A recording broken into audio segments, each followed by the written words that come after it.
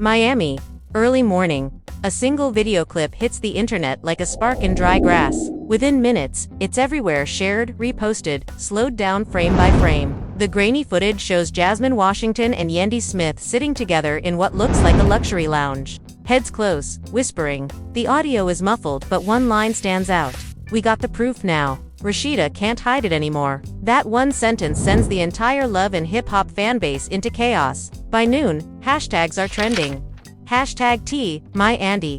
Hashtag Jasmine exposed. Hashtag RASHEED, A betrayed. Fans are dissecting every second, wondering what proof the two women were talking about. Some claim it's about Kirk Frost. Others think it's tied to VH1's hidden footage from a recent reunion shoot. Nobody knows for sure, but everyone's watching. Then comes the bombshell. A new clip surfaces. This time on Jasmine's Instagram Live. She's visibly emotional but smiling through it. Sometimes the truth just needs a platform, she says, her tone heavy. Beside her, Yandy nods and adds, "We didn't come here to start drama. We came here to clear the air." Seconds later, a screenshot flashes across the screen, a private message thread allegedly between Kirk Frost and an unnamed woman. One message reads, "You know I can't be seen with you right now. Rasheeda would lose her mind." Another ends with a heart emoji. Fans freeze the image, zoom in, and realize the contact name at the top says J. Within hours, the blogs explode. Did Kirk really message Jasmine again? Is Yandy helping Jasmine expose him?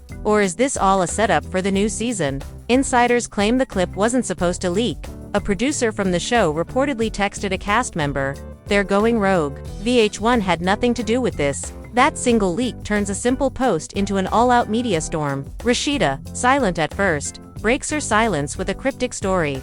Loyalty speaks louder than attention. No names, no tags, but the meaning is clear. Fans rush to her comments, begging for answers. Meanwhile, Jasmine doubles down, reposting fan theories with captions like "Truth always wins." Yandy's tone turns more defensive. She tweets, "Don't come for me when I didn't send for you." That one tweet pulls Mendeces into the conversation, who replies with a blunt, "Stay out of other people's marriages." It's messy, it's loud, and it's exactly what love and hip-hop viewers crave. Rumors swirl that VH1 cameras are already rolling again, hoping to capture the fallout in real time. Miami insiders say Kirk's been seen pacing outside a downtown hotel, phone in hand, visibly frustrated. One witness claims he shouted, "Why would she team up with her?" Meaning Jasmine, or maybe yup, nobody's sure. And just as fans think the chaos might slow down, a new detail surfaces. A voice note leaks, allegedly sent from Kirk's number. The voice sounds eerily familiar, saying, "Don't do this online, Jasmine, you'll regret it." The clip cuts off halfway through,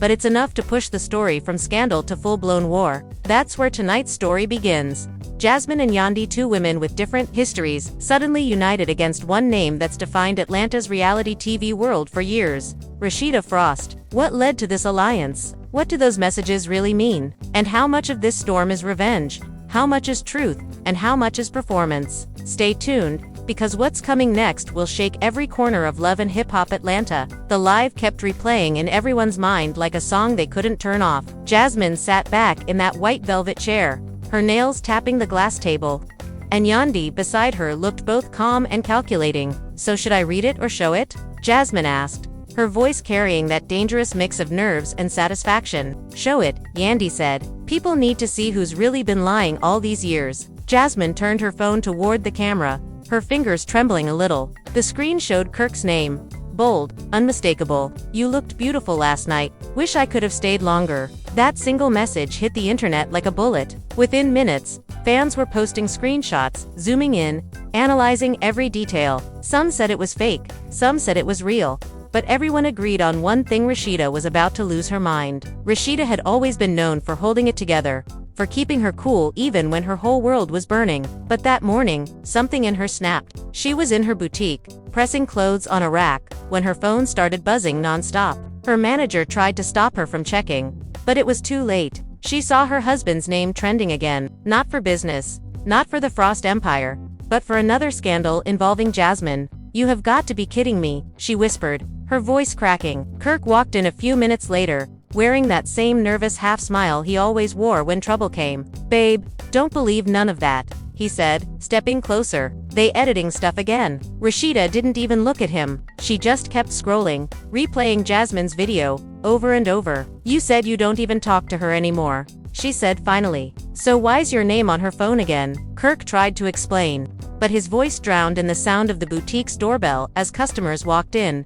whispering, pretending not to watch. That night, the internet turned into a battlefield. Jasmine posted another clip this time, a screen recording of her messages with someone labeled Frost. Fans noticed that the messages didn't have timestamps, but the tone sounded too personal to ignore. One read, "You think Rasheeda gone find out?" followed by a laughing emoji. The blogs went wild. Shade Room reposted it with the caption, "Things just got real messy." Yandy jumped into the comments, writing, "We didn't plan this, but truth always comes out." That single comment set off another storm. Thousands started tagging Mendices, asking if he was okay with his wife being caught in Atlanta's biggest scandal. Mendices went live later that night, sitting in his car with the lights dim.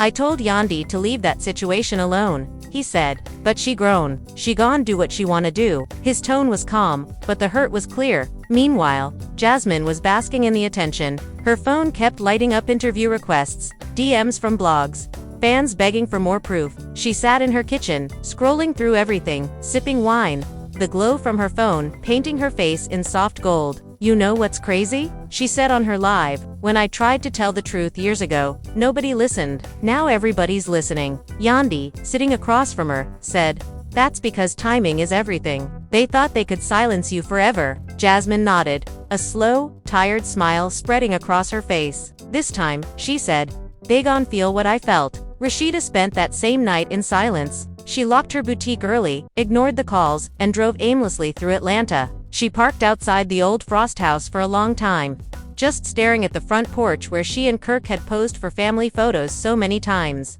Her reflection in the window looked tired, older somehow. She picked up her phone and typed a message to Kirk, then deleted it. Typed again, then stopped. Finally she whispered, "Nah, let him sweat." Back home, she poured herself a drink and opened her Instagram. Instead of posting a statement, she uploaded a black screen with 3 words, "You reap what you sow." Within minutes, the post had over 100,000 comments. Everyone knew who it was for. By morning, Atlanta was buzzing. Producers from Love and Hip Hop called everyone, demanding explanations. One of them told Kirk, "If you don't handle this, we're airing everything." Kirk panicked. He called Jasmine first, then Yandy. Neither picked up. He left voice notes, his voice strained. "Y'all gotta stop. You gon' ruin families over something that ain't even true." Jasmine finally replied, hours later with a single message, "You should have thought about that before you lied." Kirk threw his phone across the room, the sound of glass shattering echoing in the quiet. Yandy wasn't just playing the middle. She was starting to look like she had her own agenda. During another live,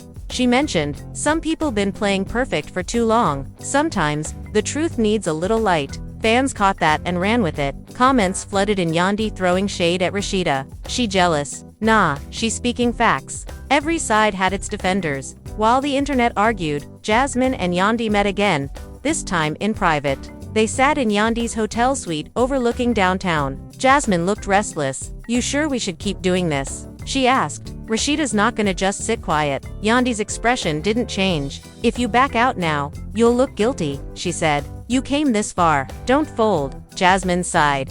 "I just don't want to be the villain again." Yandy stood up, walked to the window, and said, "Sometimes the villain's the only one brave enough to tell the truth." Outside, word was spreading that Rasheeda had hired a PR team. A close friend leaked that she was planning to sue for defamation if Jasmine didn't retract the messages. Kirk, meanwhile, was trying to reach the producers to keep the footage from airing. "You can't air something that's fake," he shouted during a phone call that someone secretly recorded and leaked. "You'll ruin everything we built." But the producers had already made up their minds. This was gold for TV, and they weren't letting it go. Late that night, Jasmine got another anonymous message. It said, "You think she's..." Jasmine got another anonymous message. It said, "You think she's innocent?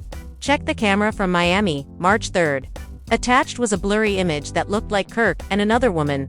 Definitely not Rasheeda. Jasmine froze, then called Yandy. "You won't believe what I just got." Yandy listened quietly, her face unreadable. "Then it's time to show them everything," she said. The next morning, Jasmine's Instagram story lit up with a countdown timer. "Truth drops in 2 hours." It read. Fans lost their minds. Blogs started posting predictions. And by noon, More than 1 million people were waiting for the reveal. When the countdown ended, Jasmine posted a clip that showed a dimly lit hotel hallway.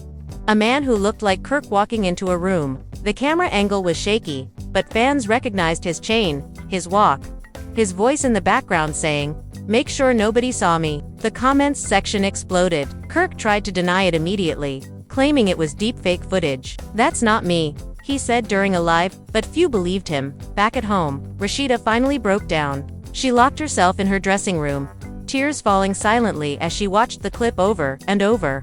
Her assistant knocked softly. "You don't have to see this," she said. Rasheeda took a deep breath, wiped her face, and replied, "No, I do. Because this time, I'm done pretending." She called Kirk's phone, no answer. Then she posted one final story. A photo of her wedding ring sitting on the counter with the caption, "Over it." Fans started tagging Jasmine and Yandy. She finally left him. They exposed him. Team Jasmine wins. But behind the screens, the truth wasn't so simple. Jasmine sat quietly after the reveal, her phone buzzing non-stop, but her eyes looked distant. "I didn't think it would hit like this," she whispered. Yandy looked at her, her tone firm but low. "Truth always comes with casualties." Jasmine looked down. "I just hope I didn't become one of them." That's when the next storm started forming. One nobody saw coming, because while Jasmine thought she'd exposed Kirk, someone else was about to expose her. Yandy's phone buzzed with a message request that didn't look like the usual blog bait. It came from a burner account with only one post and 0 followers. But the preview line stopped her cold.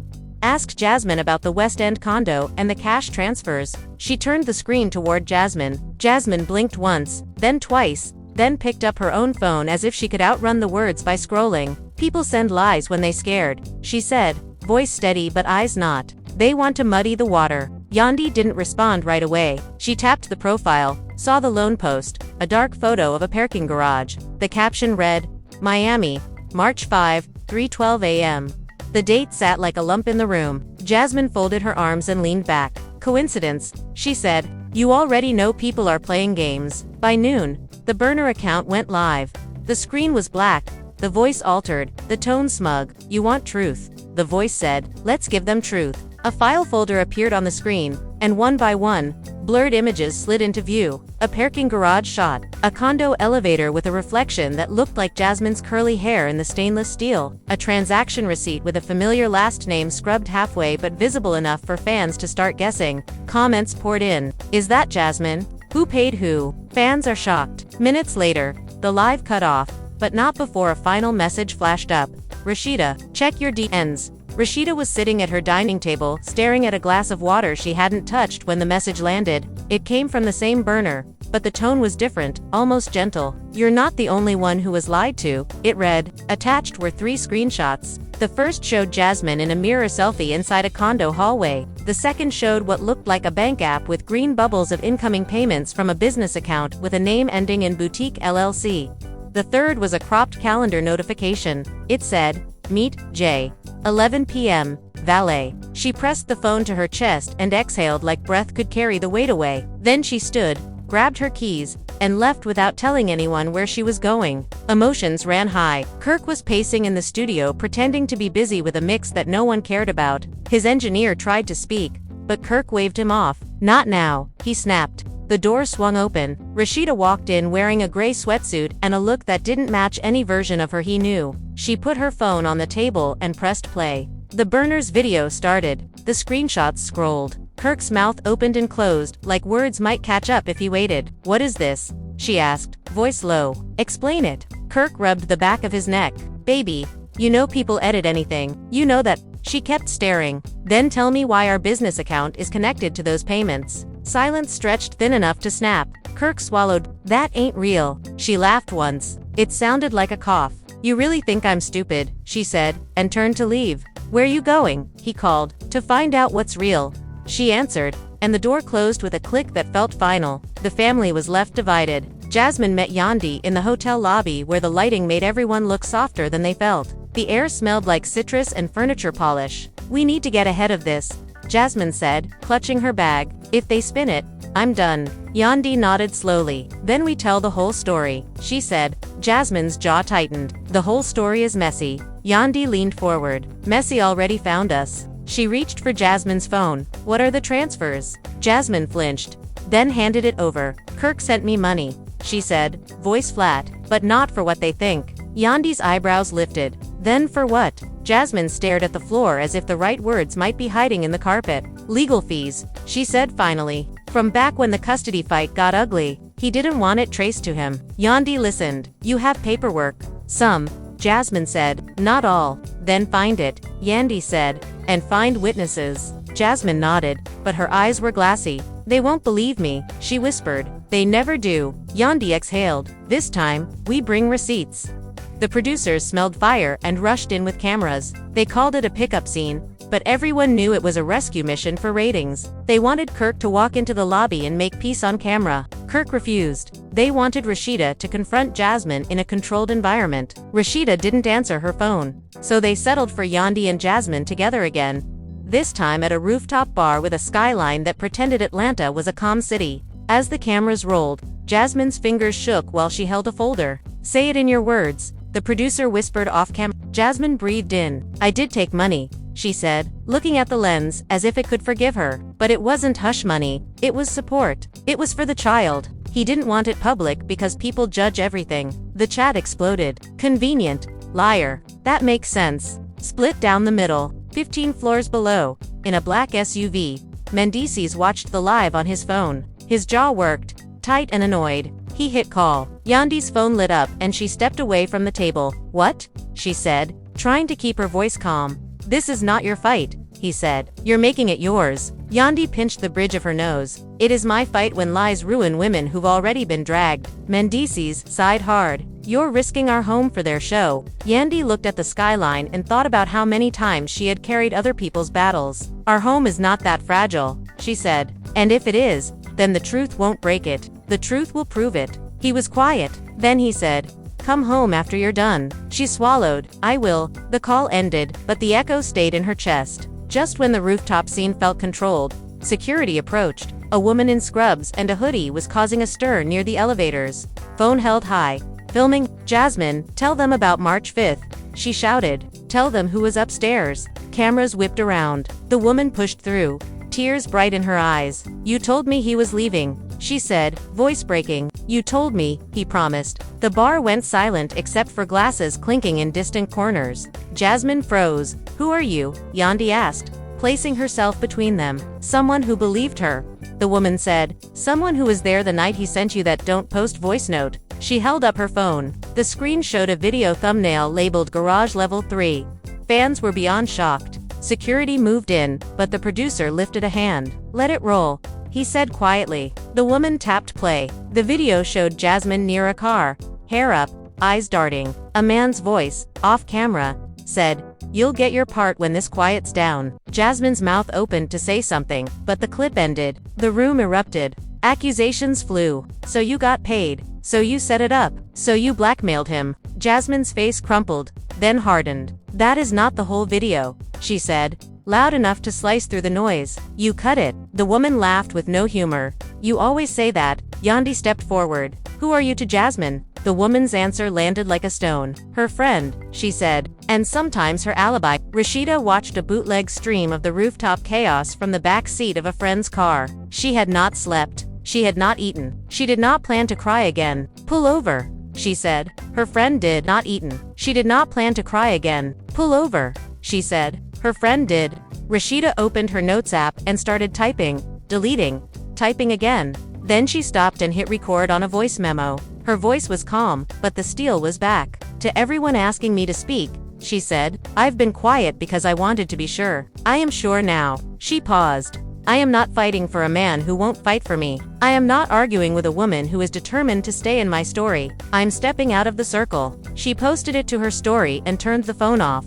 Emotions ran high again, but her hands felt steady. On the rooftop, security escorted the woman out while she shouted, play the second file, over her shoulder. Jasmine sank into a chair, chest rising fast. I can't breathe, she whispered. Yandy crouched down so their faces were level. Look at me, she said. We're not done. You are going to answer what you can prove and refuse what you cannot. You are not going to melt here. Not with cameras rolling. Jasmine wiped her face with the edge of her sleeve. They hate me, she said. They always did. They love a villain until the next one, Yandy said. Stand up. Jasmine stood. The producer approached with a neutral face, but his eyes were bright. We need clarity on the payments, he said. We need a timeline. Yandy's lips thinned. You'll get a statement, she said. Not a circus? Kirk was at a gas station 2 exits away from the rooftop, hiding in plain sight. He kept his hat low and his head down, but 2 teenagers recognized him anyway and started whispering. He heard the word exposed and flinched. His phone rang with an unknown number.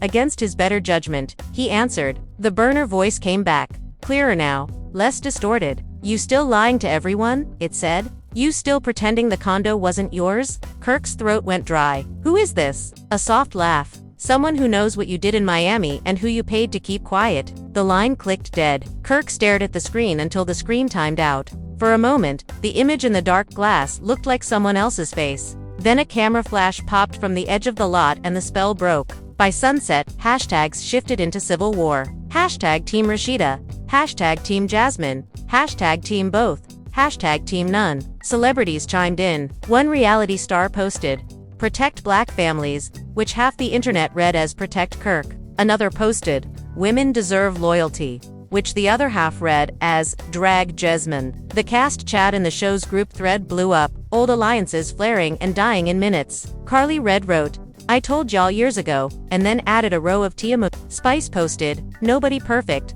with a blue heart. Scrappy dropped a single eye emoji. Fans were shocked at each new line. The family was left divided yet again, not just at home but across the cast, the crews, the audience. That night, Jasmine sat at the edge of the hotel bed while Atlanta moved under the window like a river of light. She stared at the folder on the nightstand. Inside were copies of the payments, a few emails, to notarize statements from years back that no one had ever asked to see. She had saved them for a storm she hoped would never come. It had come anyway. Yandy sat on the chair by the window scrolling, reading, blocking, unblocking, reading again. Finally, she put the phone down. "Tell me the part you haven't said," she said softly. Jasmine closed her eyes. "I thought he loved me again for a second," she said. "Not the money, not the mess, just for a second." Her shoulders shook once, and then she pulled herself back together. "And when I realized it was about control, I wanted to hurt him back." Yandy nodded slowly. "Then we tell that truth too," she said, "because half-truths are killing you." The door knocked twice. Jasmine and Yandy stiffened. Yandy opened it an inch. A bellman stood there holding a small padded envelope. "Someone left this at the desk," he said. "For Ms. Washington." Jasmine took it with careful hands and closed the door. Yandy watched as she slid a fingernail under the seal. Inside was a flash drive and a card with 3 words printed in block letters. "Play before midnight." Jasmine looked at the clock. 11:14 p.m. She plugged the drive into the laptop. A folder opened, labeled Hallway Cam B.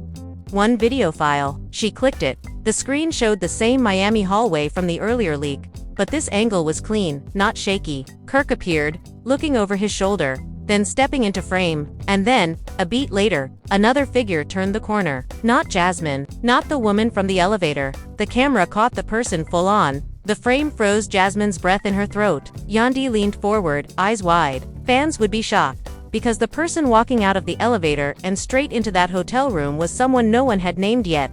Someone who would turn the entire narrative into a new kind of fire. Yandy's mouth fell open before any sound came out. She leaned closer to the screen, her reflection trembling in the glow. "No way," she whispered. Jasmine didn't speak. The person walking into that hotel room, casual and confident, wasn't just some background figure. It was Rasheeda's assistant, Toritha, same woman who handled Frost Boutique's invoices, who had posted photos tagging Rasheeda only hours before the Miami trip. Jasmine felt her heartbeat in her throat. She was working for Rasheeda, Jasmine said finally, her voice breaking. Yandy shook her head. "Or for Kirk." The video kept playing. Kirk opened the door wider, let Tori in, glanced both ways, then said something to Lo for the mic to catch. She laughed, touched his arm, and the two disappeared inside. The timestamp read 12:03 a.m.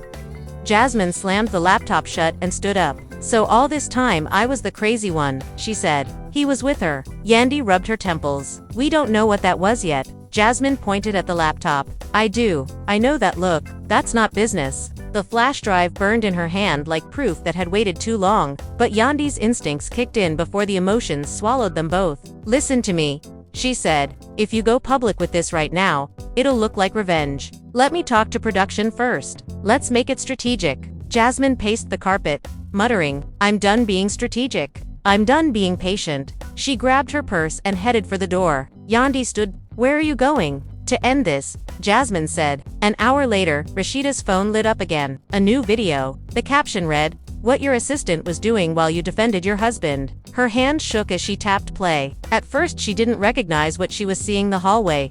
The dim light, but then she saw Kirk's shirt, the one she'd bought him for that trip. Then Tori walked in, smiling, touching his arm. Rasheeda's knees gave out before she realized she'd fallen. She hit pause, closed her eyes, and whispered, "Not her." The comments section exploded in real time. "Wait, that's Tori, Rasheeda's own assistant." "Nah, Kirk's done." Fans were shocked. Kirk's phone wouldn't stop ringing, but he didn't answer. He was sitting in the car outside the studio, head in his hands, muttering to himself. How did they get that footage? Who filmed that? He called Tora, no answer. He texted her, delivered unread. Panic turned into anger. He threw his phone at the dashboard and shouted, "I told you not to bring nobody there." By morning, Tori was gone. She'd deleted all her socials, turned off her phone, and checked out of her apartment. Jasmine woke up to find a note slipped under her hotel door.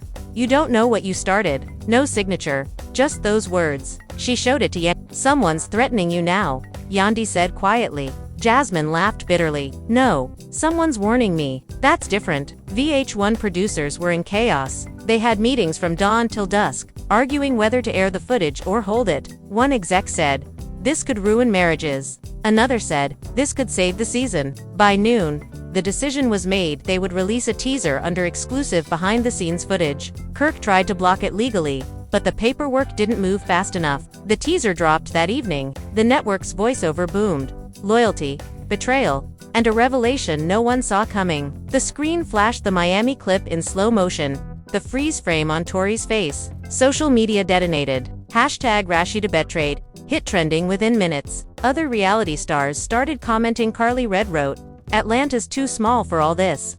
While Spice posted, "Y'all don't listen till it's too late." Rasheeda didn't show up to set that day. Instead, she met privately with her lawyer. "Can I sue everyone?" she asked. The lawyer sighed. "Not everyone, but some." "Yes." She nodded. "Then start." Kirk called her 20 times. She didn't pick up until late that night. Her voice was steady. "So it wasn't Jasmine this time," she said. Kirk didn't answer. "You always said loyalty mattered. Now I see who you gave it to." She hung up before he could respond. Meanwhile, Jasmine's live broke records. Over 2 million viewers tuned in as she sat in front of a plain backdrop. No glam, no filter. "This wasn't about destroying anyone," she said. "It was about truth. People called me a liar for years. Now they see who the real liar was." Comments poured in, some praising her courage, others calling her messy. She didn't flinch. "I'm not perfect," she said, "but I'm not the villain they made me either." Then she leaned closer to the camera. "And I'm not done yet." Yandy's phone buzzed nonstop with calls from producers, fans, and even cast. Mendices sent one text, "You happy now?" She stared at it for a long time before replying, "No, just right." She turned off her phone and sat in silence, replaying everything. "No, just right." She turned off her phone and sat in silence, replaying everything.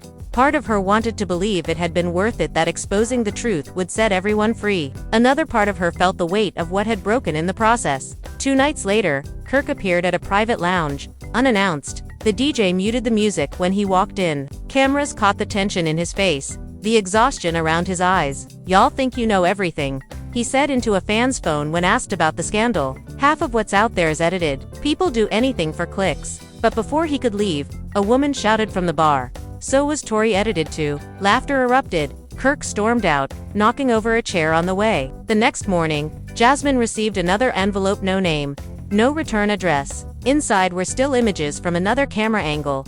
Same night, different perspective, but this time, after Kirk entered the room, a third figure appeared. A man wearing a production badge. Jasmine's stomach dropped. "It was a setup," she said softly. Yandy's eyes widened. "You mean, the crew?" Jasmine nodded slowly. "They filmed it themselves. It hit both of them at once. The whole thing, the footage, the leaks, the burner account, wasn't just about revenge. It was part of a deeper plan, one meant to tear them all apart on camera." Jasmine stood, her pulse pounding. "They wanted us to destroy each other for ratings," she said. Yandy whispered, "And we gave them exactly what they wanted." But it wasn't over. Outside, Producers were already teasing part 2 of the special. The trailer tagline read, "The footage was just the beginning." Fans were shocked once again. Emotions ran higher than ever. And somewhere in Atlanta, someone was still recording. The night the trailer dropped, Atlanta went still. Every phone screen glowed with the same headline, "Love and Hip Hop. The Truth Behind." The Miami footage exclusive event special. It promised new clips, unseen angles, and raw confessions. Jasmine sat in the dark corner of her suite, TV volume low, watching herself on screen. Her face appeared beside the words "accused." Then cut to Rasheeda labeled "betrayed."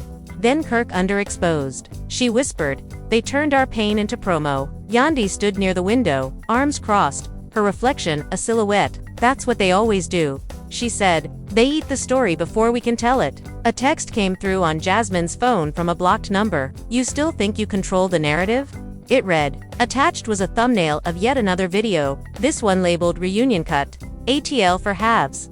Jasmine hesitated before opening it. The footage showed her from behind, sitting in a makeup chair, talking to someone off camera. Her voice was low but clear. "If she keeps acting innocent, I'll make sure she never works again." Jasmine's eyes widened. "That's edited," she said quickly, panic rising. "I was talking about a stylist who stole from me." Yandy leaned closer. "Who sent it?" Jasmine scrolled. "No name, no number. They're trying to break me," she whispered. Meanwhile, Rasheeda's lawyer's office was packed. Publicists, managers, even a network rep sat around the table. "You can't air something that defames my client," the lawyer said, voice sharp. The rep replied coolly, "It's public interest now." She can't stop a wave she helped create. Rasheeda's patience cracked. "I didn't create this wave, I've been surviving it." The room went silent. She stood, took off her sunglasses, and added, "If they think they can humiliate me on national TV, they'll learn what happens when I fight back." Outside, Kirk waited by the car, eyes bloodshot, phone buzzing with ignored calls. "They made me the villain again," he muttered. "When I ain't even do half that." His manager tried to calm him. "Just keep quiet. Let it pass." Kirk shook his head. "Nah, I'm done being quiet." He opened Instagram Live, looked straight into the lens, and said, "Since everyone wanna act like they know, let me tell my truth." Jasmine wasn't no victim. She was working with production the whole time. The internet caught fire in seconds. Comments poured in. "He's deflecting. Wait, was she? Oh, this messy." Jasmine saw the clip and slammed her phone down so hard the screen cracked. "He's lying again." Yandy tried to steady her. "Let him dig his hole. Don't react yet." Jasmine paced. "Nah. They always let him talk first. Not this time." She grabbed her spare phone and went live. "You want my truth? Here it is," she said, eyes wet but fierce. Kirk Frost been paying people to protect his image. He even paid VH1 editors to cut scenes where he looked guilty. Ask anyone who's been behind those cameras. Her live drew over 1 million viewers in under 10 minutes. Then she dropped the bombshell.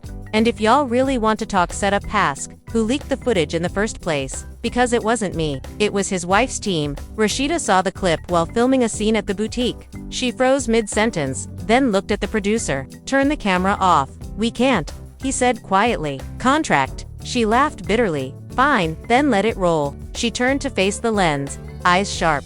"Since people love to twist everything, let me clear it up. Nobody on my team leaked anything. We don't need to chase clout, we are the clout." Jasmine's been obsessed with my name since the day she met him. She can cry and play innocent, but we all know how this goes. Every few years, she comes back when the cameras do. She paused, then leaned closer. "But this time, I'm not forgiving, and I'm not quiet." Within hours, clips of both lives were spliced together by fans. Rasheeda versus Jasmine. Round 3 inches became the top trending topic across social media. Emotions ran high. Bloggers picked sides. Even reality stars from other cities chimed in. Mimi Faust tweeted, "ATL drama never ends." K. Michelle posted, "Same story. New season." That night, Yandy got a call from a private number. A man's voice said, "You want this to stop? Meet me at the studio on Peachtree tomorrow, 10 a.m. Come alone." She recorded the call, then hung up. Jasmine wanted to go with her, but Yandy refused. "If they see both of us, they'll think it's another stunt," she said. The next morning, Yandy arrived at the dim old recording studio with no sign outside. Inside, a man in a gray hoodie sat by the mixing board. "You're late," he said. "You the one who's been leaking this stuff?" she asked. He nodded once. "Part of it." He took out a flash drive. "Everything you want to know is on here though, raw files, the camera logs, Who paid who? Yandy eyed him suspiciously. Why give it to me? He shrugged. Because the show's about to air something that ain't just fake, it's criminal. They doctored timestamps, added audio, and they're gonna blame Jasmine. She stepped closer. Prove it. He handed her the drive. That's the proof. But if you air it, they'll come for you too. She left without another word. Back at her hotel, she plugged the drive in. The folder opened labeled Project Firestorm. Dozens of subfolders, all with cast names. Inside Jasmine's, she found emails between producers discussing story direction, manufactured tension, and even one titled Rasheeda Meltdown Arc. The worst part was a contract draft with Kirk's digital signature beside consultant narrative approval. She stared at the screen, realization dawning. Kirk had been working with the producers all along, feeding them drama to stay relevant. She called Jasmine immediately. I have it, she said breathlessly. The proof that they built this whole storyline. Jasmine froze. You mean, everything? Everything, Yandy said. Even the hotel footage. It was staged. The assistant, the messages, they planned it months ago. For a moment, neither spoke. Then Jasmine whispered, so I destroyed my life for their script. The two women sat in that silence, the hum of betrayal louder than any argument. Outside, Atlanta lights flickered against the window, bright and distant. Jasmine finally said, if this goes public, they'll end us both. Yandy's voice turned steady. Or we end them first. As the screen faded, the city buzzed with anticipation. Fans waited for the reunion special, unaware that behind the scenes, Jasmine and Yandy were preparing to expose not just Kirk or Rasheeda, but the entire machine that had built their chaos. And when the truth came out, it wouldn't just break the internet, it would burn it down. Yandy barely slept. The next morning, she sat cross-legged on the hotel carpet, laptop open, the flash drive still plugged in. Her coffee had gone cold hours ago. Every file she opened pulled another thread loose. Contracts, text messages, producer group chats filled with emojis and instructions. Push Jasmine harder in confessionals. One read. Another, Rasheeda refuses to cry on cue. Schedule emotional reshoot. Yandy whispered each line under her breath as if saying them out loud would make them less cruel. When Jasmine knocked, Yandy didn't look up. It's worse than we thought, she said. Jasmine stepped inside, eyes heavy. How bad? Yandy turned the screen toward her. Jasmine read one line and stopped breathing. Payment authorization consultant V.K. Frost. She looked up. So Kirk got paid to make me look crazy. Yandy nodded. Downstairs, the hotel lobby pulsed with news crews. The reunion episode was only hours away, and every outlet wanted a quote. A reporter shouted questions as they stepped into the elevator. Are the leaks real? Did Kirk cheat again? Is Rasheeda suing Fiach Satu? Jasmine kept her head down, whispering, we gotta get out of here. They slipped out a side door, into Yandy's rented SUV. She started the engine. We're no trunning, she said. We're going straight to the source. VH1's Atlanta office sat behind a gate, disguised as a warehouse. Inside, interns carried hard drives like gold bars. Jasmine and Yandy walked past security with the confidence of women who'd already lost everything. A receptionist called after them, you can't go in there. But Yandy pushed through anyway. They found the showrunner, a man in a designer hoodie. We need to talk, Yandy said. He smiled faintly. If this is about your edits, no, she cut him off. This is about your lies. She tossed the flash drive on the table. We know about Project Firestorm. His face changed. Where did you get that? From one of your own? She said. He tried to stay calm, flipping through his tablet like he hadn't heard her. You realize, even if you leak this, no one will believe you. The fans love the chaos. Jasmine stepped forward, voice trembling but clear. You built that chaos. You paid people to destroy us. He laughed softly. Welcome to reality TV. Yandy leaned over the table. You think this is reality? Watch what happens when the truth goes live. Outside, rain started falling thin, slanted lines against the windshield. Jasmine stared out at the gray streets. He's right, she said quietly. They won't believe us. They'll think it's another storyline. Yandy turned the key. Then we show them proof that can't be edited. They drove to a small production studio owned by one of Yandy's old friends, an editor who'd left VH1 years ago after a contract dispute. He opened the door, wearing sweatpants and suspicion. What y'all bringing me into? A revolution, Yandy said. They laid out everything, the drive, the emails, the fake messages, the video evidence. He watched in silence, then leaned back. If you're gonna do this, you can't drop it online. They'll take it down in minutes. So what do we do? Jasmine asked. He grinned slowly. We premiere it live, same time as the reunion. They worked for hours. The studio lights hummed. The air smelled like old coffee and stress. Clips rolled across the screen and cut footage. Producer voiceovers, emails signed with real names. Jasmine added her commentary between takes. Her tone raw but steady. Yandy closed the video with a simple line. "We were told this was reality. Turns out, it was all fiction." As the clock neared 8, the reunion special began broadcasting nationwide. Rasheeda sat on the official set across town, surrounded by castmates, unaware of what was coming. Kirk fidgeted beside her, whispering apologies under his breath. The host started the usual questions, then one of the crew members whispered something in his ear. His face shifted. We're getting reports of another live broadcast. Yandy Smith and Jasmine Washington are airing something," the audience murmured. Cameras kept rolling. On every major platform, the alternate stream appeared at once. The real story, uncut. Yandy and Jasmine filled the screen, side by side in front of a plain black backdrop. "We've been lied to," Jasmine began. "And so have you." They played the files one by one, proof of staged scenes, fake text threads, audio splices. The chat exploded. "Oh my god, producers did what? So Kirk was in on it. This bigger than reality TV." On the reunion set, chaos broke out. Crew members answered phones. Producers barked orders. Rasheeda demanded, "Turn it off."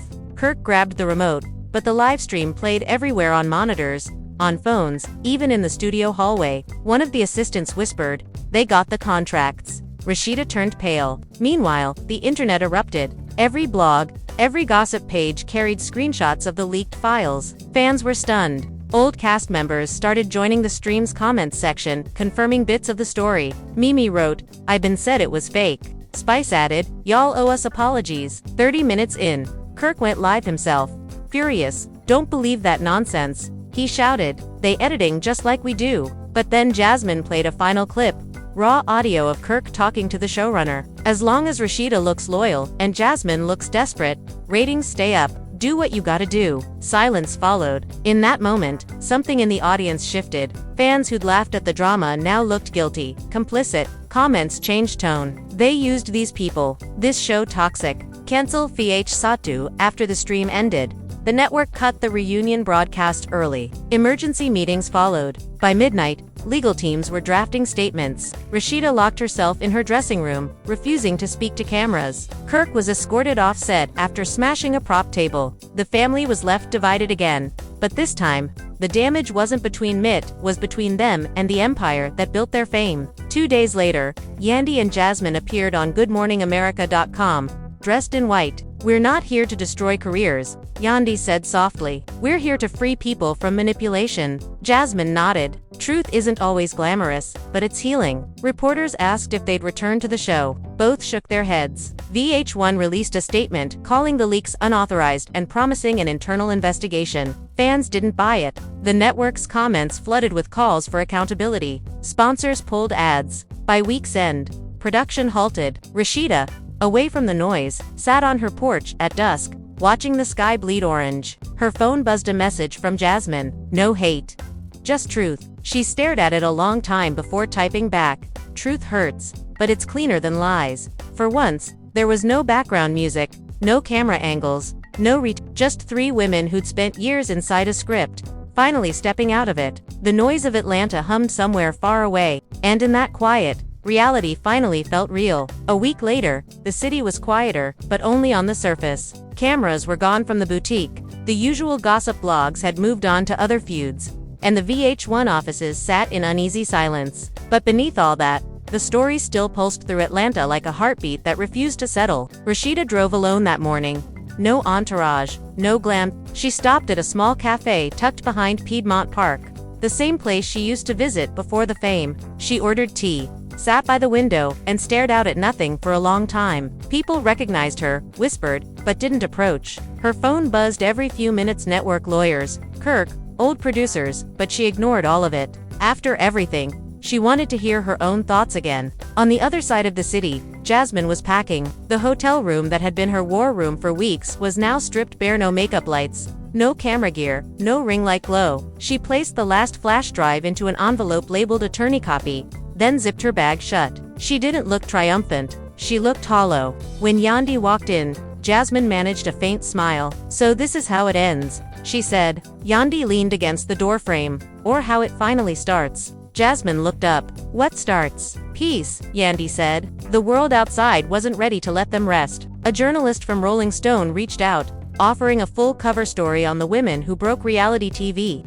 Yandy was hesitant. Jasmine said yes immediately. If they're gonna tell it, she said, let's make sure they get it right. The interview happened in a studio with no stylists, no teleprompters, just raw conversation. Jasmine's voice trembled when she said, they wanted us to bleed for ratings. Yandy nodded quietly beside her. And we did, but we learned how to stop the bleeding ourselves. Meanwhile, Kirk had gone underground. The Frost Empire's Instagram pages went dark. The boutique's shutters stayed closed. Word spread that he was in Miami again, hiding out, trying to rebuild connections through old producers. But one night, an anonymous source leaked another recording Kirk on the phone, saying, we can spin this. The audience forgets. Give it a few months. It went viral instantly. The comments were brutal. Still lying? Still hustling? Sympathy. Game over. Rasheeda saw the clip and didn't react outwardly. She just exhaled, long and tired. That evening, she went live for the first time since the scandal. Her voice was calm, but every word landed with weight. People think silence is weakness, she said. It's not. Sometimes it's survival. She looked straight into the lens. What y'all saw on TV wasn't my marriage. It was their story. Now I'm telling mine. She didn't cry. Didn't break, she just spoke, steady as stone. Within an hour, her live hit a record number of viewers. Fans flooded the comments with heart emojis and apologies. By the end of the week, the networks couldn't ignore the shift. 3 major talk shows invited Jasmine Yandy and Rasheeda together for a reunion, this time, unscripted, off contract. At first, no one believed they'd agree. But one morning, all 3 women posted the same message on Instagram. The truth deserves one table. The day of the taping felt surreal. No lights shaped like halos. No teleprompters feeding lines. The studio was simpler, single wooden table. 3 chairs. 3 glasses of water. The host introduced them, then stepped aside. The camera zoomed in. But it wasn't the kind of close-up that dramatized tears. It was just human. Rasheeda spoke first. I spent half my life defending a lie. And when it fell apart, I thought I'd fall too. But I didn't. I learned that forgiveness doesn't mean staying silent. She looked at Jasmine, not with anger, but something heavier, understanding. Jasmine's hands trembled slightly. I wanted revenge, she admitted. But all it gave me was more pain. Now I just want peace. Yandy reached out, resting her hand on both of theirs. The system wins when we turn on each other, she said softly. We broke the system instead. Wins when we turn on each other, she said softly. We broke the system instead. There was a long pause, the kind that made even the producers behind the glass stop moving. Then Rasheeda asked the question no one expected. You ever think we could have been friends if this wasn't TV? Jasmine smiled faintly. Probably. We both like nice things and hate liars. The audience laughed quietly. Yandy added, and we both know loyalty costs too much when it's once. After the taping, none of them stayed for photos. They walked out together. No entourage, no drama, just 3 women who'd survived the script. Outside, the evening air felt clean, cool, new. Flashes went off in the distance, but they didn't flinch. A week later, the episode aired, unedited. No dramatic music, no fake tears. It trended everywhere, not for chaos, but for calm. Fans were shocked by how real it felt. People started calling it the moment reality TV finally told the truth. And somewhere in the background of that new piece, Kirk posted a message on his now private page. Some stories don't need villains, they make their own. Nobody shared it. Nobody replied. The world had already moved on. In Atlanta, the Frost boutique reopened quietly, the sign freshly painted. Jasmine started a small podcast called The Receipts, where she interviewed women about surviving public humiliation. Yandy launched a media company for ethical storytelling. Rasheeda took down every framed photo from the show and replaced them with her own family pictures. Untouched, unfiltered. The show never recovered, but the women did. And when fans looked back years later, they didn't talk about the scandals anymore. They talked about how 3 women, once enemies, once pawns, had turned the mess into meaning. For the first time in a long time, Atlanta wasn't buzzing, it was breathing. Months passed. Atlanta's gossip faded into background noise, replaced by new scandals and newer stars. The city that once fed on chaos finally seemed to let 3 women exhale in peace. Yet beneath that quiet, the echoes of what had happened lingered like the last ripples of a storm that had changed the whole coast. Rasheeda's boutique flourished again, though not the way it used to. She redesigned the space. Softer now muted tones, handwritten signs, real laughter instead of rehearsed greetings. She handled customers herself some days, shaking hands, taking photos, telling people we're rebuilding one dress, one day at a time. Fans respected her differently now. She wasn't a storyline anymore. She was a survivor with receipts of her own. Kirk tried to reach out more than once. He left voice notes she didn't answer. He sent flowers she didn't keep. One day, he appeared in person and announced, humbled, "I ain't here to talk about cameras," he said, standing in the boutique doorway. "I just wanna say I'm sorry for what I let happen." Rasheeda looked up from the register, eyes calm. "You didn't just let it happen, Kirk, you helped build it." He swallowed hard, nodded. "I know." She looked at him for a long moment. "Then the only thing left for you to do is change without expecting me to watch." He nodded again, quietly, and left. She never saw him on TV after that. Across town, Jasmine was hosting the 5th episode of The Receipts. The studio was small, intimate, nothing like the flashy sets she once knew. Each week she invited women who'd been manipulated by fame, love, or both. "We talk truth here," she said in her intro. "Not the kind they sell, the kind that heals." The episodes went viral not for gossip, but for raw honesty. People called it therapy disguised as entertainment. One night, she looked at the camera and said, "If you ever let a lie define you, remember truth doesn't shout. It waits." The clip spread like wildfire. Even Rasheeda reposted it with a single heart emoji. Yandy had gone farther than anyone expected. Her media startup called Open Lens wasn't just a production house. It was a mission. She hired editors, storytellers, and old crew members who'd walked away from toxic networks. She launched a campaign titled Own Your Story, encouraging creators to film real-life moments without manipulation. In one interview, a reporter asked, "After everything, do you still believe in reality TV?" Yandy smiled faintly. "I believe in reality," she said. "TV just needs to catch up." Their paths crossed again one spring afternoon, by accident or fate. Jasmine was guest speaking at a women's business summit. Yandy was there presenting her company's new project. Rasheeda had been invited last minute by one of the sponsors. They saw each other across the room, 3 faces once bound by betrayal, now drawn by growth. No cameras, no producers, just nods that carried years of unspoken truth. After the event, they shared a quiet lunch nearby. It wasn't planned, but it felt right. They laughed about small things, the old wigs, the fake scenes, the way producers used to make them repeat lines until emotion looked authentic. Then Jasmine said softly, "You know, we gave them everything." Rasheeda nodded. "And then we took it back." Yandy raised her glass. "To taking it back?" They clinked glasses, not for show this time, but for closure. That evening, Jasmine posted a photo from the lunch. No filters, no glam. The caption read, "Sometimes the real reunion happens off camera." Within hours, the picture went viral not because of scandal, but because it felt peaceful. Fans wrote things like, "Finally, healing, growth looks good on them. This is the real love in hip-hop." Back in the city, Kirk saw the post too. He didn't comment. He just scrolled, paused, and set his phone down. Outside his window, the skyline glowed, indifferent. Weeks later, a documentary crew independent, not tied to VH1, reached out to the 3 women. The title, The Truth They Couldn't Air. They agreed, on one condition: full creative control. The film opened with a single line from Jasmine. "Once upon a time, they called it drama. Now we call it survival." The premiere wasn't grand, no red carpets, no flashing lights. It streamed quietly online, but within 24 hours, it reached millions. Teachers discussed it in media ethics classes. Young women quoted it in captions. For once, reality TV became a lesson instead of a spectacle. And when the credits rolled, a final montage played. Jasmine closing her studio lights for the night. Rasheeda locking her boutique. Yandy editing in her office, while city lights reflected on the glass. The screen faded to black over their voices, Rasheeda saying, "Truth takes time," Jasmine whispering, "Healing takes strength," and Yandy finishing, "But once you have both, they can't script you anymore." That was how it ended, not with a fight, not with a twist, but with peace that nobody had to perform. And in Atlanta, where gossip once ruled, truth finally became the loudest sound of all. Summer came back to Atlanta with the kind of heavy heat that made the whole city slow down. Months had passed since the women's quiet reunion, yet their names still lingered in conversations.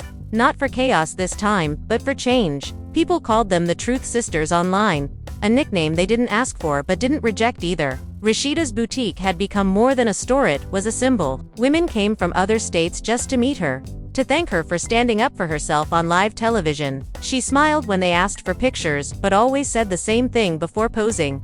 Stand tall in your own story. She no longer hid behind designer shades. She looked real, grounded, and free. Kirk tried, one last time, to rebuild his public image. He filmed a short apology video, posted it, then deleted it within hours. The comments had turned from sympathy to silence. For the first time in his career, no one cared what he said. He stopped showing up at events, stopped tagging brands, and faded into a quiet kind of exile. People whispered he was managing local artists now, trying to stay busy, trying to stay relevant, but Atlanta had moved on. Jasmine, meanwhile, was thriving in her own lane. The Receipts podcast had become one of the most streamed shows in the South, not because of drama but because of empathy. Women called in crying, laughing, confessing things they had never said out loud. Jasmine listened to all of it. Sometimes she shared pieces of her own story, not the scandal, the healing. In one episode, she said, "Forgiveness doesn't mean you forget who broke you. It means you remember who you became after." That line ended up printed on shirts, quoted in blogs, and even tattooed by fans. Yandy's company, Open Lens, kept growing. She traveled to colleges and media panels, speaking about ethics in storytelling. She produced documentaries about Black entrepreneurship, motherhood, and mental health. In interviews, she stayed humble but firm. "I used to think fame was freedom," she said once. "But real freedom is when you stop performing." People respected her more now than when she was on TV. One Sunday afternoon, Jasmine stopped by the boutique unannounced. She wore a sundress and carried a coffee for Rasheeda. The shop was quiet, sunlight spilling across the floor. Rasheeda looked up, smiled, and said, "You finally came." Jasmine nodded. "You told me to stand tall." "Finally came." Jasmine nodded. "You told me to stand tall. Figured I'd do it in person." They laughed softly, the way old rivals turned sisters do. Later, Yandy joined them, having just come from a meeting. The three sat together on the boutique couch, not to plan anything, not to film, just to talk. They spoke about their kids, their futures, the peace that had replaced the noise. Jasmine mentioned a book offer.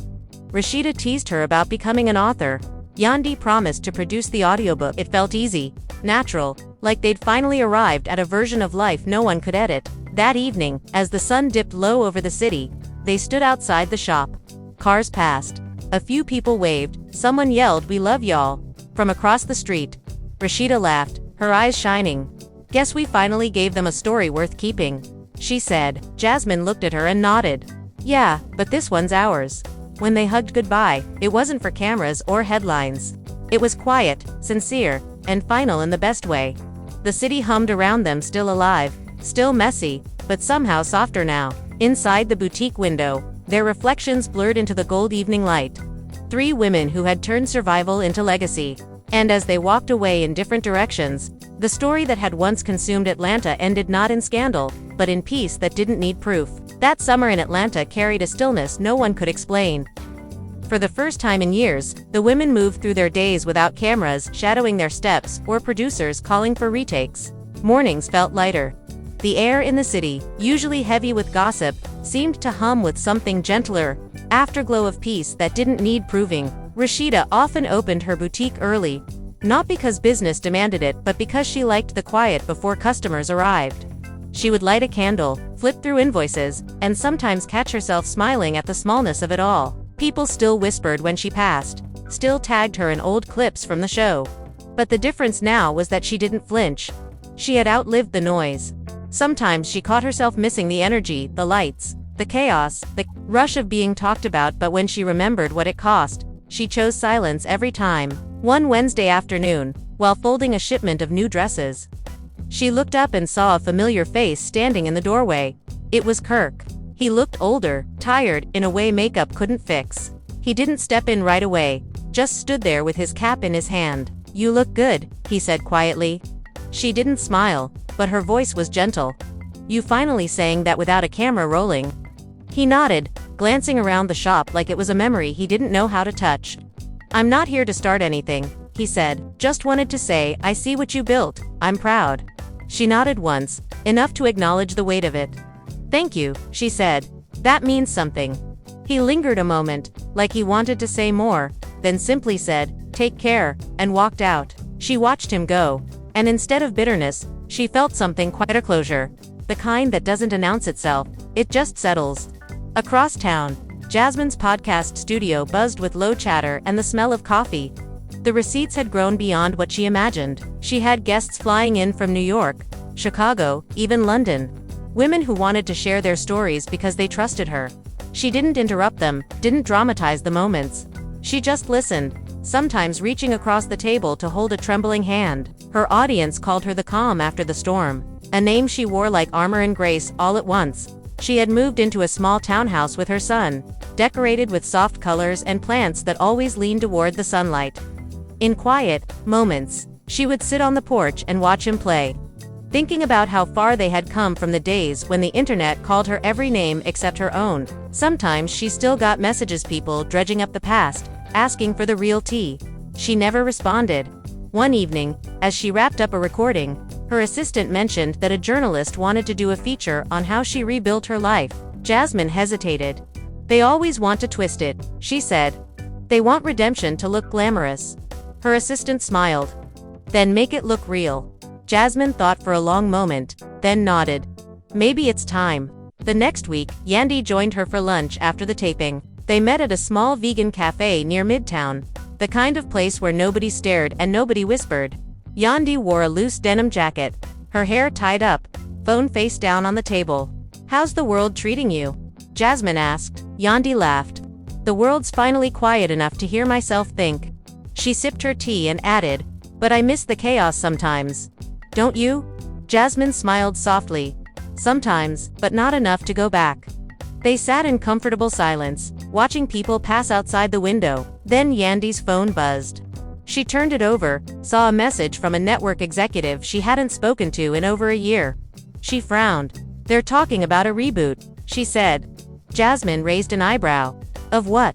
"The show," Yandy said. "New cast, new city. They want cameos from us. They think it's a redemption arc." Jasmine shook her head immediately. "No. We just got out. They'll drag us back in." Yandy sighed.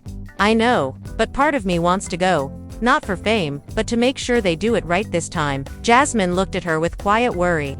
"You can't fix something that profits from breaking people." Yandy didn't answer. Later that week, she drove to her office downtown, her mind replaying Jasmine's words.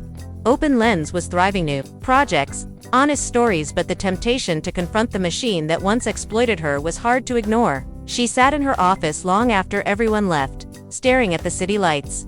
Finally, she whispered to herself, "Maybe you don't change it from the inside. Maybe you just outgrow it." She closed her laptop, picked up her phone, and deleted the executive's message. Meanwhile, Rasheeda's boutique became something of a community hub.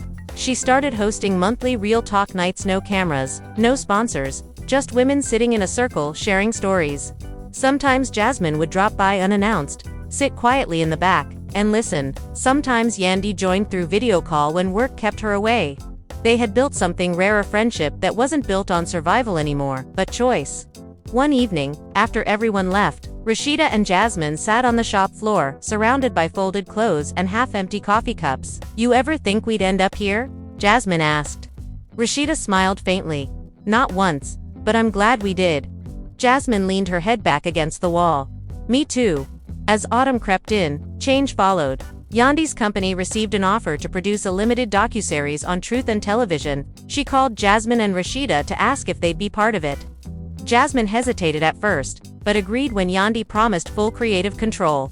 "We tell it how it was," Yandy said. "No edits, no scripts, just what happened and how it changed us." Filming began quietly, without press or promo. They revisited old locations, the Miami hotel, the boutique, the rooftop where it all came undone. Sometimes they laughed at how small everything looked now.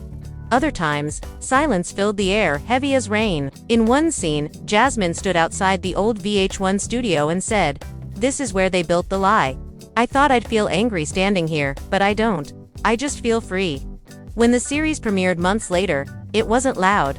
There were no trailers, no gossip blogs chasing it. It simply appeared online, and people found it because they were ready to listen.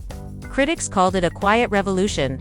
Fans said it changed how they saw reality television forever. The three women watched the first episode together in Rasheeda's living room. Halfway through, when a younger version of themselves appeared on screen, angry, crying, manipulated, They exchanged a look that said more than words could. "We survived that," Yandy whispered. Jasmine nodded and turned it into art. After the credits rolled, they sat in silence, letting the soft hum of the TV fill the room. Then Rasheeda spoke. "You know, maybe we were never supposed to be reality stars. Maybe we were just supposed to be real." They laughed, a tired, honest laugh that came from deep inside. Outside, the night hummed with summer insects, the air thick but kind. For once, the world wasn't watching them fall apart. It was watching them heal. Time passed gently after that. Jasmine's son started school, bright and curious. One day, he came home with a class project, Family Heroes. He drew her holding a microphone and wrote, "My mom tells the truth." She cried quietly at the kitchen table before pinning it on the wall. Rasheeda expanded her boutique into an online store, shipping worldwide. She kept her captions short, never promotional, just real words. "Thank you for growing with me." Yandy took her documentaries international, traveling to Ghana and South Africa to film stories of women reclaiming their narratives. In interviews, she always mentioned the other two. "We started in drama," she'd say, "but we ended in purpose." Then one evening, nearly a year after their last joint appearance, they found themselves together again, not by design, but by life. A charity gala honoring women in media invited them all as guests. They hadn't planned to reunite, but when they saw each other across the room, it felt inevitable. Jasmine, in a sleek black dress, Rasheeda in gold.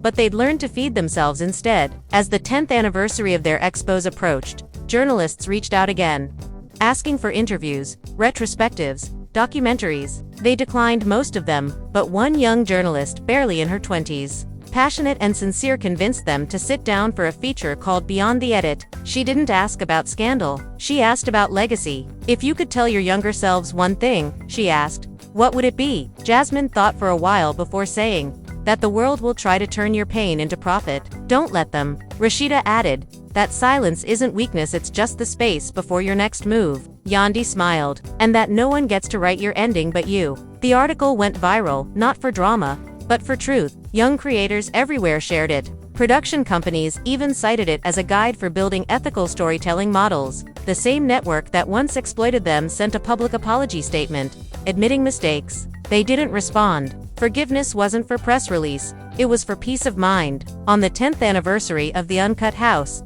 the three gathered for a private celebration. The building was alive with laughter and music. The courtyard glowed with string lights. Women who had been mentored there stood at the microphone, reading poems and letters of gratitude. One young woman, no older than Jasmine had been when it all began, took the mic and said, "You taught us that truth doesn't need a filter. It just needs courage." Applause filled the night. Jasmine covered her mouth, tears spilling quietly. Rasheeda reached over and held her hand, and Yandy squeezed them both. Later, after everyone left, they stayed behind, sitting on the steps in the warm Atlanta night. Crickets sang in the distance, and the city lights blinked like slow heartbeats. "You think they'll remember us?" Jasmine asked softly. Rasheeda smiled. "They already do. Not for what they made us, but for what we became." Yandy nodded. "And if they don't, this place will." The clock struck midnight. Jasmine leaned her head on Rasheeda's shoulder. Yandy looked up at the stars, whispering a quiet prayer of thanks to God, to time, to truth itself. In that stillness, the story felt complete. Not like a finale, but a piece that had finally earned its quiet. Years later, when Atlanta historians wrote about the city's cultural milestones, they always mentioned the three women who turned a scandal into a movement. Visitors to the Uncut House would pause at a plaque near the entrance. It read, "Born from chaos, built on truth, lasting through love." Inside, the air always carried a certain energy, soft, grounded, alive. People said if you stood still long enough, you could almost hear laughter echoing faintly through the halls. The kind that only comes from those who've survived every version of their own story. And maybe that was the real ending, not a fade to black, not applause, not forgiveness, dressed as spectacle. Just three women who walked through fire, hand in hand, and came out not as headlines, but as whole, unedited, and eternal. As winter came again, the air over Atlanta thinned into that sharp kind of cold that made even the highways sound quieter. Traffic still pulsed, lights still flickered, but there was a hush beneath everything, a peace earned, not given. Jasmine, Rasheeda, and Yandy had learned to live in the space beyond headlines, beyond spectacle. Their lives had grown slower, deeper, real. Rasheeda's mornings began in stillness now. She would wake before dawn, wrap herself in a long gray sweater, and sit by her window watching the streetlights fade as the sun rose. The boutique ran itself most days, managed by a younger team she trusted. She only came in twice a week, not to check sales, but to check hearts, to listen, to guide. The girls working there called her Auntie Ra. She laughed at that, but it warmed her. She'd become a mother figure not through perfection, but through endurance. Some afternoons, she stayed after closing, rearranging displays or answering messages from women who wrote things like, "You helped me leave him." She never answered those directly. She'd just send back a single heart, then sit in the quiet for a moment, whispering a small prayer of gratitude. One evening, as the sky dimmed and traffic hummed outside, a familiar voice called from the doorway. "I thought I'd find you here." It was Jasmine. She stepped inside, hair pulled back, face bare, calm as light. "I had a shoot nearby," she said. "Thought I'd stop by." Rasheeda smiled, pushing a rack of dresses aside. "You still hate free time, huh?" Jasmine laughed. "Old habits." They sat together by the front window, watching the last few customers leave. "It's funny," Jasmine said after a while, "how small this place felt back then, like the world was closing in." Rasheeda nodded slowly. "And now it feels like a church," Jasmine said. "A place people come to heal." Yandy joined them a week later for what had become their quiet tradition, dinner once a month at a small restaurant off Ponce. No cameras, no interviews, no planners, just food and laughter. She arrived late, phone buzzing endlessly, but the moment she sat down, she turned it face down on the table. "Guess who just offered us funding for an uncut documentary series?" she said. Jasmine raised an eyebrow. "We already told the story." Yandy leaned in. "Not ours. Theirs. The girls at the Uncut House. Their stories, their voices. We don't narrate, they do." Rasheeda nodded slowly. "So we pass the mic." "Exactly," Yandy said. Jasmine smiled. "Then let's do it." The next months were busy but beautiful. Filming began quietly. No network backing, no sponsors. The project was crowdfunded, built entirely by community and belief. The girls from the Uncut House poured their hearts into its stories of resilience, loss, joy, motherhood, survival. Jasmine handled the interviews. Yandy directed. Rasheeda oversaw production design, turning each scene into something raw and graceful. They called the series Voices Uncut. When it premiered online, it spread like wildfire.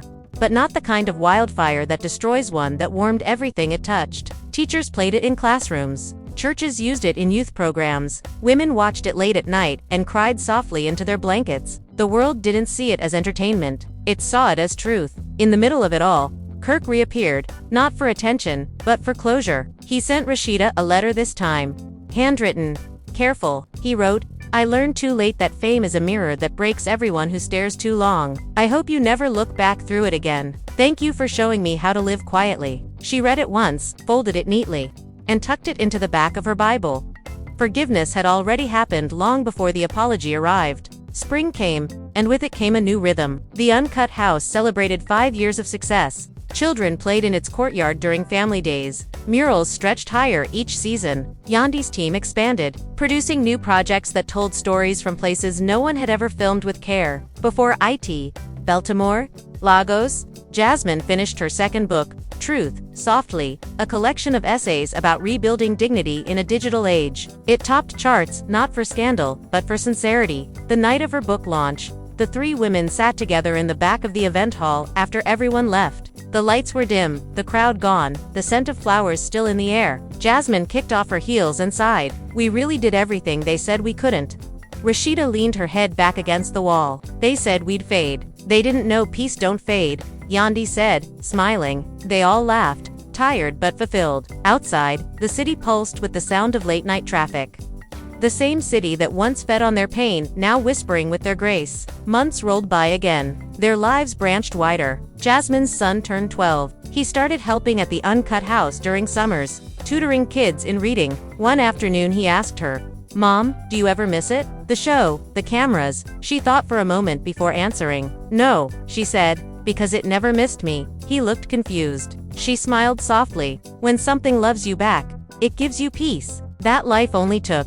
He nodded. Quiet, wise beyond his years, Rasheeda expanded her boutique into a foundation supporting women entrepreneurs. She kept the store itself modest, but the scholarships grew. One morning, a journalist asked her why she never returned to television despite so many offers. She smiled and said, I'd rather make something real than pretend to be real. The quote went viral for weeks, but she didn't follow it online. She just kept working. Yandy, now traveling constantly, came back to Atlanta one crisp October morning and stopped by the boutique. She found Rasheeda sorting through fabric samples, humming softly. "You happy?" Yandy asked. Rasheeda looked up, smiling. "Happier than I ever was on screen." "Me too," Yandy said. "But sometimes I wonder if people remember us for the right reasons." Rasheeda folded the fabric carefully. "If they remember truth, that's enough."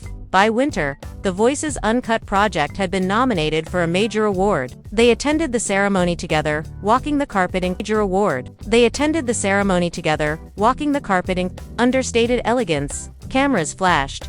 Reporters called their names, but it felt different now, less spectacle, more respect. When their category was announced, the room hushed, and the award goes to Voices Uncut. Applause thundered. Jasmine covered her face. Rasheeda reached for her hand, and Yandy hugged them both tight. On stage, Jasmine took the mic and said, 10 years ago, they used our pain for profit. Tonight, we used our truth for change. This belongs to every woman who ever refused to be edited." The audience rose to its feet. It wasn't noise this time, it was reverence. The years that followed turned their story into legend. Books, studies, articles all chronicled the movement they sparked without meaning to. Their faces hung in universities beside quotes about authenticity and power. They didn't chase the legacy, it found them. On a soft June evening, they met one last time at the Uncut House rooftop. Jasmine wore a white sundress. Yandy had her hair loose. Rasheeda carried a basket of candles. They lit them one by one, the flames flickering against the dusk. "For everything we lost," Jasmine said softly. "And everything we gained," Yandy added. "And for the truth that saved us," Rasheeda finished. They stood there, watching the lights tremble like small stars. The city stretched wide and golden below, its pulse steady, forgiving. As the wind picked up, Jasmine looked out over the skyline and whispered, "We made it." Yandy smiled. Without breaking this time, Rasheeda laughed quietly. And without needing anyone's camera to prove it. The candles flickered, the night deepened. And somewhere in the hum of the city, their laughter rose and faded like music carried by the wind, soft, enduring, and entirely their own. That was how the story ended.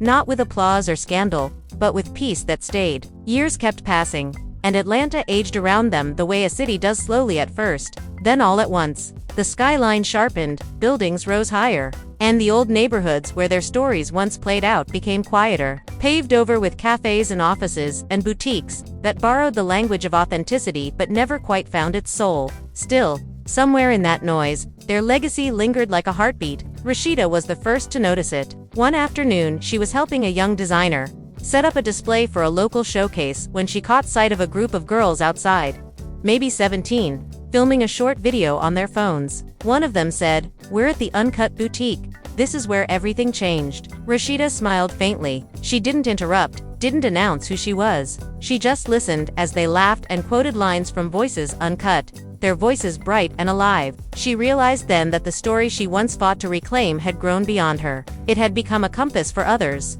Later that evening, Jasmine stopped by unannounced. Her schedule was still crowded: book readings, panels, her podcast's 5th anniversary, but she always found time to visit. She looked around the shop, tracing her fingers along the counters as if memorizing them. "It smells the same," she said softly. Rasheeda smiled. "Some things don't need to change." They sat near the window again. Their old ritual. Jasmine told her about a new girl she'd met through the Uncut House. A teenager who wanted to be a filmmaker but didn't have the means. "She said she started writing scripts after watching us," Jasmine said. "And she's good, like raw good." Rasheeda's eyes warmed. Then she's exactly who this was for. Yandy arrived in town 2 days later. She'd been working in Ghana for months on a project about women in the arts, and came home looking sunlit and centered. She met them at the cafe where their first real piece had been born. The owner, who knew their story by heart, cleared a corner table for them without asking. "So," Yandy said, stirring her tea, "the Uncut House is expanding. We're opening branches in Chicago and Jamaica next year. Sponsors lined up, curriculum ready." Jasmine's eyes went wide. From one building to a movement. "We just kept telling the truth," Yandy said, "and the truth built itself." As they talked, the conversation drifted toward age, time, and how the years had softened them. "Remember when we wanted revenge?" Jasmine said with a small laugh.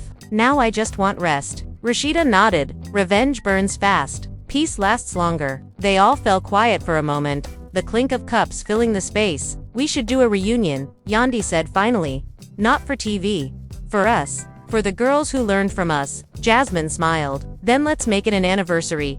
10 years of truth. The event took months to plan. It wasn't lavish. That was never the point. They rented an outdoor space near Piedmont Park. Open air, string lights, soft jazz. Invitations went out quietly, no press, no corporate names, just personal notes. On the evening of the gathering, the park glowed gold under the fading sun. Former students, young creators, activists, and families filled the space. There were no velvet ropes or VIP sections, just long tables covered with food, laughter, and stories. Rasheeda stood near the stage, greeting guests. She'd given up the bright reds and golds of her TV days, now favoring soft linen and simplicity. Jasmine arrived in cream, her hair in long curls, holding her son's hand. He was tall now, confident, almost a man. Yandy wore black, elegant and calm, her husband by her side. When the three met in the center, the crowd quieted instinctively. Flashlights flickered, not from cameras but from phones held gently, reverently.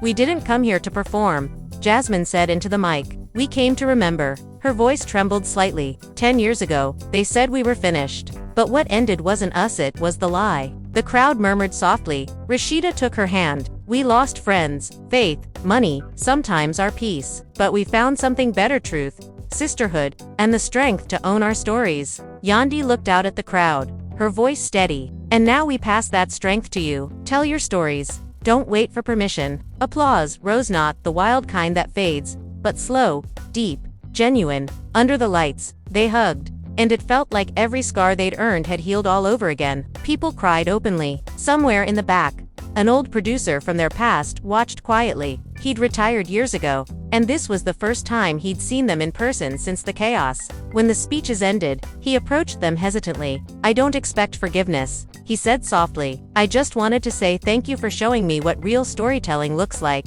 Yandy looked at him for a long time before saying, forgiveness isn't a gift, it's a choice. We already made it. The night deepened, filled with laughter and live music. Jasmine danced with her son. Rasheeda joined a group of young designers, helping them plan pop-up stalls. Yandy moved through the crowd like a quiet current, hugging, listening, connecting. Around them, Atlanta buzzed, a city that had once been their battlefield, now turned sanctuary. As the event wound down, the three found themselves standing at the edge of the park, watching the last of the lights flicker out. You think this is the end? Jasmine asked softly. Rasheeda shook her head.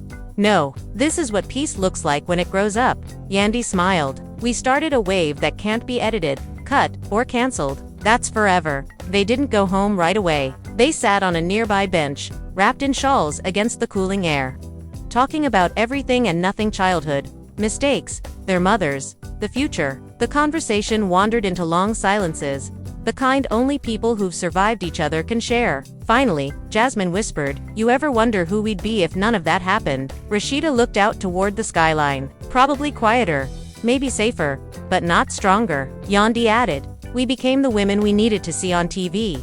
Maybe that was the point all along. The next morning, Atlanta woke up to photos of the event shared across social media. Three women, smiling beneath string lights, surrounded by a crowd of young faces glowing with hope. No scandals, no drama, no clickbait, just joy. The caption that trended all day read, the Queens came home. Years later, the uncut house stood taller, with branches in 5 countries and a curriculum that bore their names. Students would learn about Jasmine's courage, Rasheeda's resilience, and Yandy's integrity as part of their core course on storytelling ethics. The original building on Edgewood was preserved as a cultural landmark. Its walls were still warm with history, lined with photos and handwritten notes from the women who had passed through its doors. In the lobby hung a framed quote, faded but timeless, truth never fades. Sometimes, on quiet evenings, the 3 women met there when the building was closed. They'd sit in the main hall, lights dimmed, the air thick with memories. Jasmine would always light a candle, Rasheeda would hum softly, and Yandy would close her eyes, listening. They didn't talk much anymore. They didn't need to. Their lives had said enough. One night, as the rain pattered softly outside, Jasmine looked at them and said, We wrote the story they tried to bury. Rasheeda smiled faintly. We didn't just write it. We lived it. Yandy nodded. And we left the ending open. Outside, thunder rolled over Atlanta, slow, steady, familiar. But this time, it didn't sound like danger. It sounded like applause from the heavens, like the universe itself agreeing that some stories are too true to fade. And so, they sat there in the half-light, three women who had once been edited, silenced, rewritten, now eternal, real, and at peace. A few more years passed, and the city kept breathing around them, slower now, wiser. The skyline glimmered with glass towers, but somewhere behind the noise, in that quiet corner off Edgewood Avenue, the uncut house still stood. Its walls soft from the sun, and its windows open to the wind. It had grown into something larger than any of them had dreamed. There were workshops every week, therapy sessions in the afternoons, art exhibits in the evenings. The building smelled of fresh paint, coffee, and laughter. Women from different parts of the world came to visit, saying they had watched the old series or read Jasmine's books, or followed Yandy's work, or worn a dress from Rasheeda's boutique. They came not for autographs but for guidance. Rasheeda liked to spend her mornings there now. She had given her boutique to her niece to manage, and found peace in mentoring. She wore simple linen and sneakers, her hair streaked lightly with gray. The girls she mentored always called her Miss Raw, and she never corrected them. She taught them how to read contracts, how to protect their names, how to make money without losing themselves. Sometimes, when she walked through the building's halls and heard music coming from the classrooms, she smiled to herself and thought, this was worth every scar. Yandy had become something of a legend in her own right. She was constantly flying to Kenya, to Los Angeles, to Paris, producing documentaries and workshops under Open Lens Global. Her name was printed in journals and textbooks now, cited by academics as the woman who redefined ethical storytelling. But she never let the weight of that title stick. Whenever she returned to Atlanta, she came straight to the uncut house, walked barefoot through its courtyard, and sat quietly on the steps, just breathing. She told people she came back not to visit but to remember. Jasmine lived not far from the center, in a cozy house filled with books, plants, and photographs of her son, now a young man studying journalism at Morehouse. He had his mother's eyes and her quiet strength. He had also inherited her distrust of easy fame. One day, as they sat on the porch, he asked, "You think truth still matters in a world that edits everything?" She smiled faintly. "It matters more than ever," she said, "because now everyone's watching themselves. But truth, that's what keeps us human." One evening, Yandy returned to Atlanta for good. She had promised herself she would slow down, and for once, she kept that promise. She called Jasmine and Rasheeda the same night. "We're getting older," she said, "and I don't want our story to end in other people's mouths. I want us to write it one last time together." Jasmine laughed softly. "You mean another book?" "No," Yandy said. "Something living. Something people can walk through." They met 2 days later at the uncut house. The sun was warm, and a soft wind rattled the mural outside. Jasmine brought tea, Rasheeda brought her old sketchbook, and Yandy brought a folder full of plans. They spread everything on the table in the main hall. The idea was simple: build a permanent museum inside the uncut house, a living archive of women's truth. Not fame, not gossip, not scandal, just truth. Letters, diaries, photos, recordings, interviews. They wanted it to feel like a heartbeat you could walk through. It took them nearly 2 years to build it. Students, local artists, volunteers, everyone pitched in. The first room displayed the timeline of their journey, from the early chaos of reality TV, to the quiet triumph of the movement they'd created. One wall showed a quote in gold lettering: "We were never the story they were. We were just the proof that truth survives editing." On the day the archive opened, Atlanta turned out in droves. There were speeches, but none from celebrities. Only the women they had once mentored spoke. One read a poem about finding her voice after years of silence. Another spoke about leaving an abusive marriage and opening her own business. By the time the crowd thinned and night fell, the three women were alone again, sitting on the museum steps. They didn't say much. They didn't have to. The city buzzed softly around them, alive, content. Years drifted by like steady rain. Their faces appeared less often online now, though their names were whispered wherever people talked about truth and media and healing. Rasheeda's health began to slow her down, but she stayed active, still mentoring, still smiling. Jasmine published one last book, a memoir titled Our Unfinished Story. She dedicated it to Yandy and Rasheeda with a simple line: "For the sisters who taught me that truth can be quiet and still change the world." Yandy, now officially retired, spent her days between Atlanta and Ghana, still telling stories but with no deadlines, no investors, just purpose. One spring afternoon, the three met again. It had been months since they'd been in the same room, but it felt the same as always, warm, effortless, unspoken. They sat on the same rooftop where they had once lit candles and promised each other peace. The city glowed below, softer now, older like them. Jasmine closed her eyes, listening to the wind hum against the railings. "You ever think about how it started?" she asked quietly. Rasheeda chuckled. "I try not to." Yandy smiled. "But I think about how it ended, and I'm proud." They fell into long silence again. The sun sank behind the skyline, painting the sky in orange and rose. Down in the courtyard, young voices echoed to students rehearsing a play written by one of the uncut girls. Their laughter floated upward, bright and unafraid. Jasmine looked down and smiled. "That's what I wanted," she whispered. "A generation that laughs without fear." Rasheeda squeezed her hand. "Then you got it." Yandy nodded. "We all did." When they finally stood to leave, Jasmine turned for one last look at the skyline. "We told our story 1,000 times," she said softly. "But this is the version that lasts." They walked down the stairs slowly, the air heavy with twilight. In the courtyard, they paused, arms linked, watching the city lights blink on one by one. They didn't take a picture. They didn't post. They just stood there, three silhouettes against the warmth of their own legacy. And as the evening deepened, the city kept humming alive, forgiving, and changed. In the heart of it all, the uncut house glowed gently, its light steady through the night, carrying their truth forward, long after the noise had gone. Before you leave this story, before the next video starts or the next page refreshes, take a moment to think about what this all really means. You've watched three women, Jasmine, Rasheeda, and Yandy, walk through the kind of fire that could have destroyed them. And you saw them come out different, not untouched, but wiser. You saw what happens when people stop performing long enough to listen to their own hearts. It's easy to call it redemption or closure or growth, but what it really is truth finally being louder than noise. That's what this channel is about.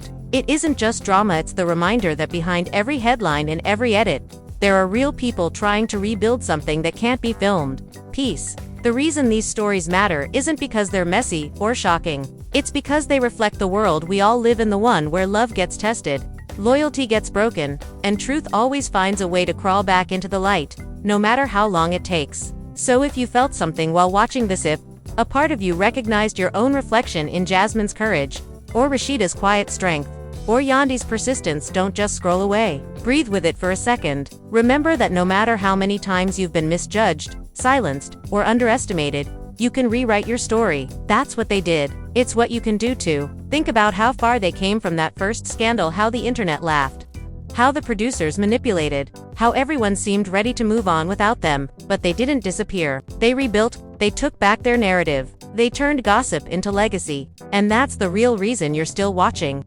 Because somewhere inside you, you want to see proof that people can come back from anything. And they did. This story isn't just entertainment, it's a blueprint. It's a reminder that forgiveness isn't weakness, and that starting over doesn't erase what happened before. It just proves that you're still here, still standing, still capable of something better. Jasmine taught us that speaking your truth doesn't have to be loud to be powerful. Rasheeda showed us that dignity can survive betrayal. Yandy showed us that leadership is born from listening, not control. Together, they reminded us that no camera, no rumor, no edit can define the kind of peace you earn when you stop pretending. So here's your moment to be part of it. If you believe in stories that build people instead of breaking them down, hit that like button. If you think truth deserves more light in a world addicted to noise, share this video. If you've ever felt like your story was written for you instead of by you, subscribe, because this space is for you. Every click, every comment, every share keeps these voices alive and helps new ones rise. This isn't just another channel.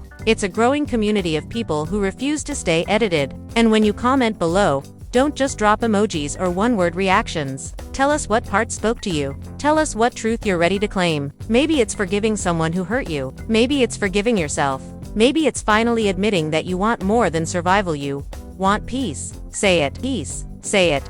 Claim it, because the second you put it into words, it becomes real. You've seen how these women found each other again after years of division. They built something that outlived scandal. Imagine what would happen if all of us did that, if we built spaces where people could grow without fear of being torn apart. That's what we're doing here, one story at a time. This is your invitation to keep it going. So as the music fades and the lights in this story dim, Remember, this isn't the end. It's the beginning of another truth waiting to be told. Stay tuned. Stay honest. Stay human. And before you go, if you've followed this journey from the start through the chaos, the heartbreak, the peace, know that your support made it possible to keep telling stories that matter. This channel isn't built on algorithms. It's built on people like you, who still believe in authenticity. So keep showing up. Keep watching. Keep choosing depth over distraction, because as long as you're here, we'll keep bringing you stories that remind the world that reality isn't something you fake, it's something you live. Thank you for being part of this truth.